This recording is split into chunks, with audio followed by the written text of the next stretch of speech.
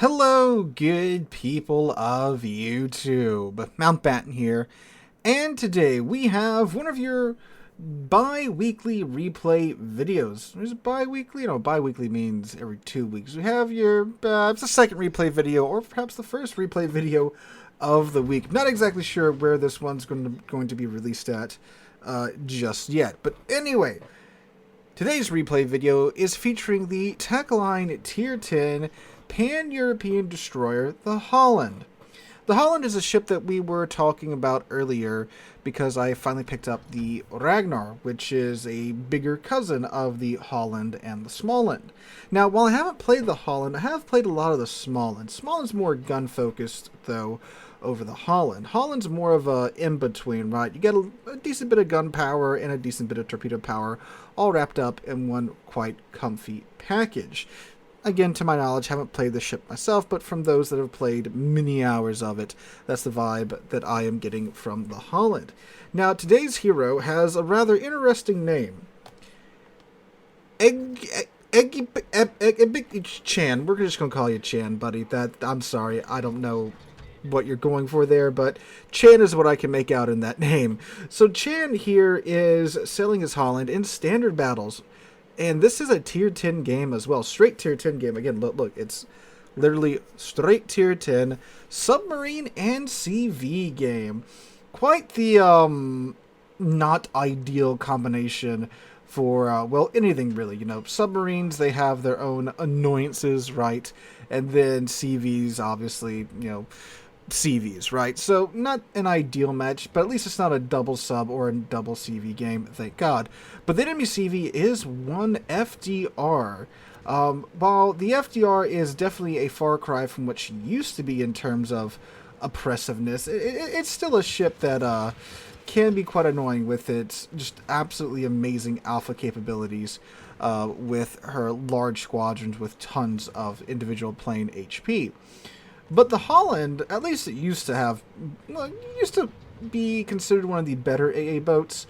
Not much has changed since it was introduced into the game, so it probably still is one of the better ones.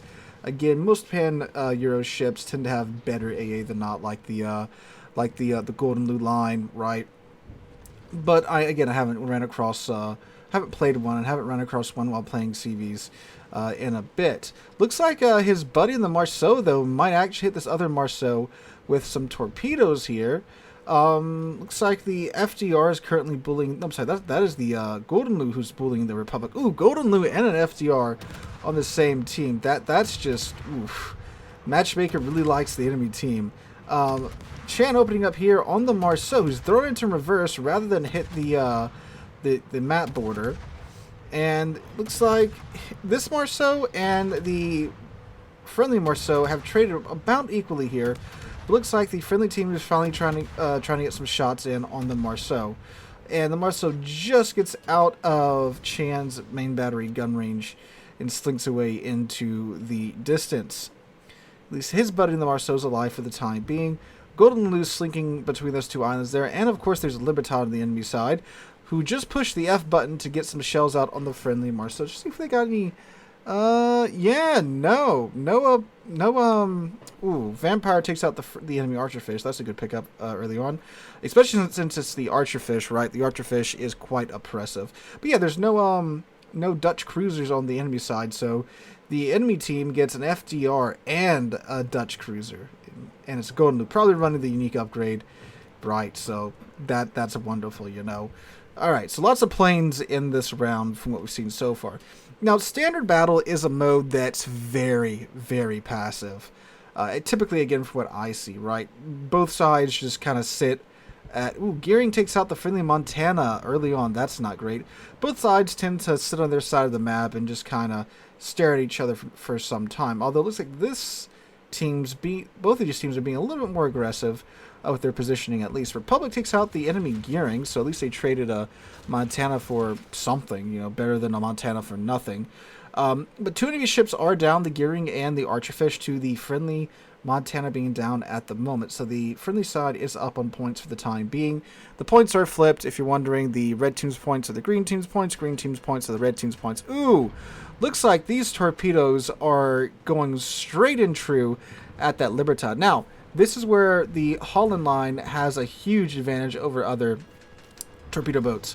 Their torpedoes are fast, making it far easier to get your torpedoes on the like that on enemy ships. Ooh, wonderful! 6 torpedoes into the side of the Libertad there, bringing in 43,000 damage. Now you might be thinking, Sea Lord, 6 torpedoes and only friendly Marceau is now dead. Only 43,000 damage out of 6 torpedoes hitting? Yep, that's correct, because the Pan-European torps basically are loaded with like pop shells, right? You've got some, you know, of those little, not pop shells, like the little Black Cat pop rocks that you can buy from the fireworks stand. They don't really have much of a warhead on them. That's what you trade off to get that good, consistent speed. Because, of course, the faster the torpedoes, the faster they cover the distance to the target, the easier it is to aim them. So, more torpedoes on target. That's the trade-off there. And the Halland has, yep, 10,700 maximum torpedo alpha.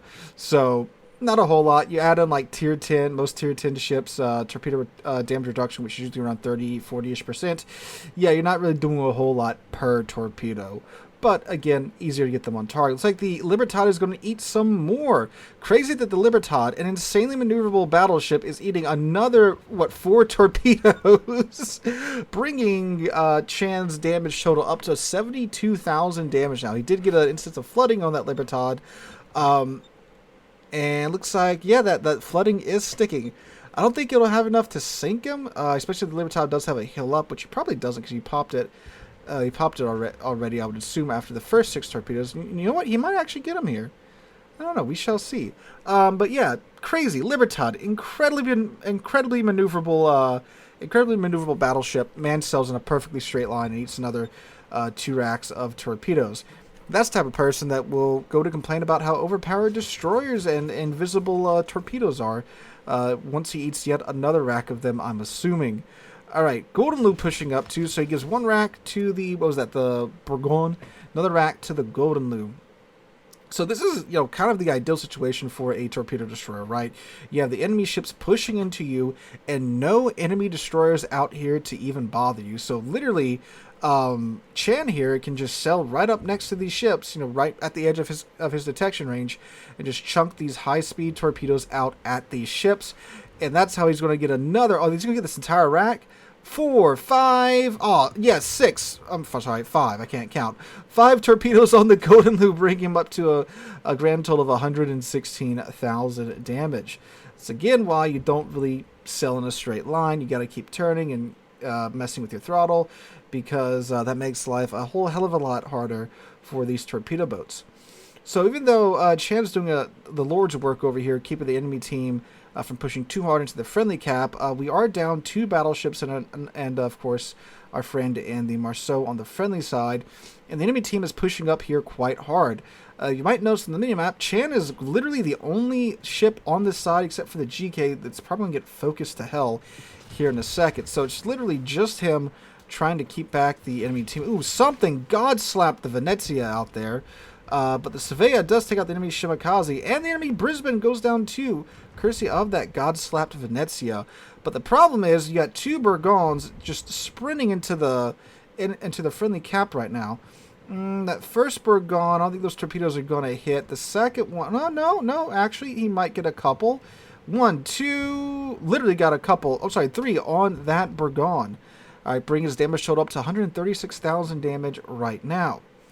So you have a Bourgogne that turned out. Is that Golden Lou? Please tell me that Golden Lou's going to eat those torpedoes. Okay, I was about to say, my God, if that man sails straight into those torpedoes, truly nothing can be done for him. Yep, there we go. GK gets bum rushed and murdered by the 2 Bourgognes. So the 2 Bourgognes and the Golden Lou are quite literally on the cusp of getting into the friendly cap here, right before the 10-minute mark of this game. So if you notice, the 2 sides have essentially just made the map parallel. they have traded the south and northern flanks for the east and western flanks. They just took the mini-map and rotated it 90 degrees. Or, yeah, I think that would be 90 degrees. So this looks like they just spawned in, but the mini-map's rotated. God, that's funny. So, yeah, all right. But, hey, look at this. Chan is behind enemy lines. This is absolutely where you want to be if you got a good torpedo destroyer. Behind the enemy team to where they're all focused on your team. But now you're back here, and you're just going to be a little thorn on their side. Also excellent for the spotting damage, being back here to where they can keep the where he can keep the enemy team spotted. He's got a Montana coming up, so he threw one rack of torps at one of the Burgons going into the friendly cap. Threw another rack of torps at the Montana who's closing in from 11 kilometers. Goldenly, we don't know exactly where he's at. Haven't seen him in a second. There's his planes, though, dropping on the Thunderer. All right, those torps on the Burgon look pretty good. He's probably going to get one torpedo on the Burgon. Oh, no. So close. Dang, that sucks. If you haven't noticed, too, the Halland does also have a pretty decent torpedo reload. So he's able to get many torpedoes out in quite a short time thanks to that. This Montana, on the other hand, is going to eat these torpedoes here. So he's going to eat almost all of them. He did eat all of them. 5 torps for a grand total of 16,000 damage. That is my Discord and not yours, or is it? All right, here comes another rack of torpedoes out on the Montana, who is still selling in a perfectly straight line for reasons.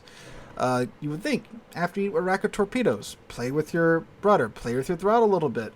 But this guy just, no, I'm just going to keep going straight ahead. All right, Burgon and Golden Lou are in the cap. That's a problem. They do need to get reset.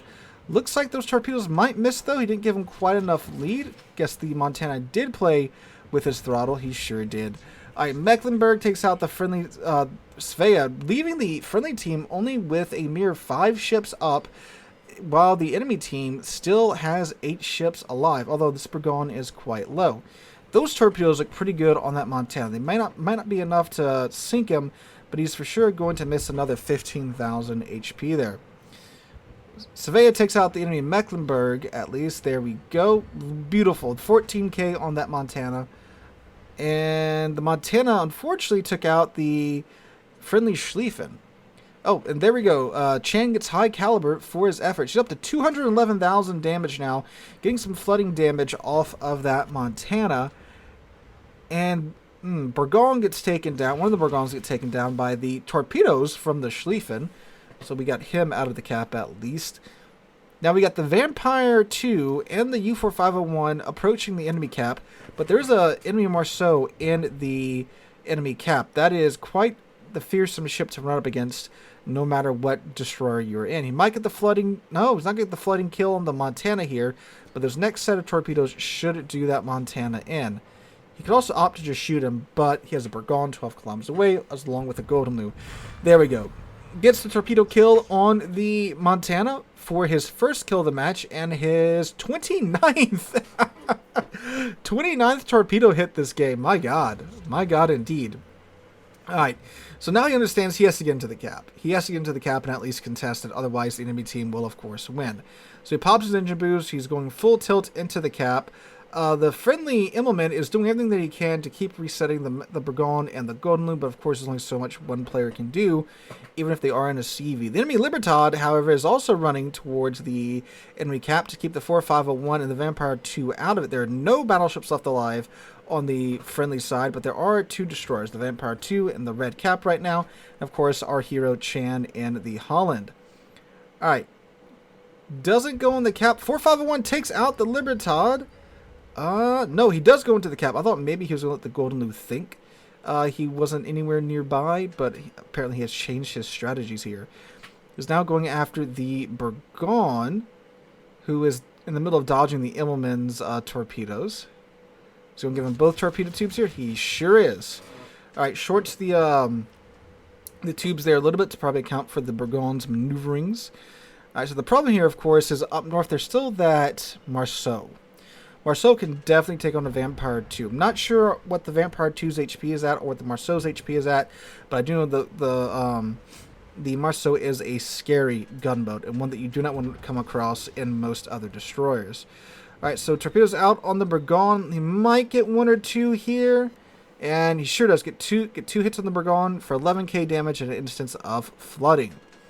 Alright, Burgon is dropping his ASW aircraft, trying to see where Chan's AA is coming from, but Chan is a smart boy and has turned off his AA.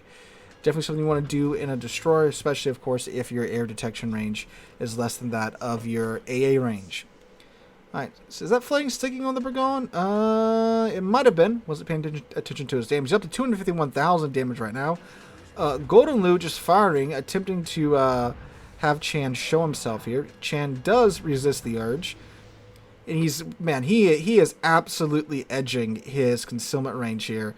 So, I mean, at this range, the Golden Lu is not going to have much time at all to react to these torpedoes that he's about to drop. Alright, throttles up to keep the... Ooh, yep, he's spotted now, ladies and gentlemen. No need to hide anymore. The Golden Lu is within his detection range. Although he is staying dark. Ooh, Burgon... Ooh, God. Burgon and Golden Lu open up on him with everything. Gets 2 hits into the Golden Lu. Another instance of flooding on the Golden Lu. Vampire 2 takes out the Marceau, but the Marceau takes out the Vampire 2. Ooh, that's not good. But the U-4501 is still up. However, he does have to stay at the surface in order to cap the cap. Chan escapes that with most of his ship intact. Popped one of his heels. But the issue is, of course, he has to reset these Golden Lu and this Burgon. Because, again, this 4501 has to stay at the surface here. So FDR can just fly over him with his bombers and, you know, murder him if he so wishes. But there you go. 4501 does have to dive in order to dodge that. Enemy FDR has been spotted. Golden Lu's down to 2,500 damage. Immelman coming in with his planes now. So this Golden Lu's Burgon are having to play dodge the torpedoes from the Immelman and from Chan here. But now they are going to win because they are, well, halfway through capping his team's cap. Torpedoes out on the Golden Lu. He's going to make a decision. He's either got to fire. Yep, got to fire to reset the cap. Golden Lu's pretty low. He can definitely gun him down. There we go. Get the cap resets. Should be a dead Golden Lu here in a second. And sure enough, it is for a second kill of the game. Alright, now we have the Burgon left to deal with. The ship with 15-inch... more accurate than Jean Bar guns with, oh yeah, look at that, dang, with a reload booster and with, oh man, with a pretty decent HE. So he just lost a torpedo tube there, so he's down to 1 torp tube, which means he can do at best, you know, what, 10k a torp, 5 torps, he hits everything, 50k a torp. Ooh, man, he's being focused now by the enemy team. Pops his heel, pops his DFAA, is trying to murder all the planes that he can at the moment, because of course the FDR can just sail around him and keep him spotted. 1 plane shot down after all that. Oh, he's got to wiggle and dance his little heart out. Ooh, it's a little bit of HE there from the Burgon. Doesn't look at the shells incoming, because if you don't look at the shells, they won't hit your ship right. That's how it works. I do the same thing too, absolutely. All right, 2 planes shot down from the FDR squadrons. And they're going to get another rocket attack off. Completely misses, but that's not what he's got to worry about. He's got to worry about this HE coming in from the Burgon. 3k HP left. Ooh, fire. But 5 seconds until his damage con comes off a cooldown. He's sailing aggressively toward the FDR. If he's going down, the FDR is coming down with him. Use your damage con, please. Oh, my God. Use your damage con. Thank you. Whoo. I know what you guys feel like now when I do it on stream. 30 seconds until he has a heal up. 26 seconds. Burgon still up. He has hit the island. No need to worry. That is merely jukes, right? To throw off the Burgon's shells. Some nice emergency stopping procedures. 15 seconds. Still can have a heal up. Torpedo tubes out on the FDR. Look good. I don't think it's going to be enough to kill him. Gets down to 2k HP. Ooh, 800 HP left. The shells in the air should kill him. There you go. His 3rd kill of the match is the FDR. Here come the bombs. Can he survive? No. Oh my God. 50 seconds left on the clock. Burgon is in the cap. The 4501 is in the cap. But the 4501 is ahead on the cap point. And now that the FDR has been vanquished and he used his planes on Chan, he cannot get to the northern cap, and he cannot reset or force the 4501 to dive, which means the friendly team has this in the bag. Chan being the MVP, taking out the FDR there at the end and constantly resetting the Golden Lu and the Bergon along with the Immelman have secured this victory for their team. 8-7. Okay, a little bit of lag there on the replay. 4, 3, 2, 1, 0. Match is over. Just as the U4501 is about... Oh, no, there's the FDR's planes. Can't get there anyway. Slowpoke. All right. That was a match there, ladies and gentlemen. 330,000 damage done. 3 ships sunk. 37 torpedo hits on target. That's an insane number of torpedo hits to get on target, by the way. Man, 2,800 base XP. Fully earned by Chan there. That is beautiful. Again, great play by him, getting behind the enemy team and just harassing them for the entirety of the match. Halland, man, that's a ship that I may want to be going up her line now to try and acquire because, man, Chan made it look very, very good here in this video. But that was an excellent game all the way around. And thank you so much to Chan for sending that in. So, guys, if you have a replay like this that's of an amazing match, a good match, feel free to send it in to the link in the description down below. Or you can send it in to the community the replay channel on the community server, which a link to that is also in the description down below. Hope you guys have a wonderful whatever day of the week this comes out on. Hope to catch you guys in the next one.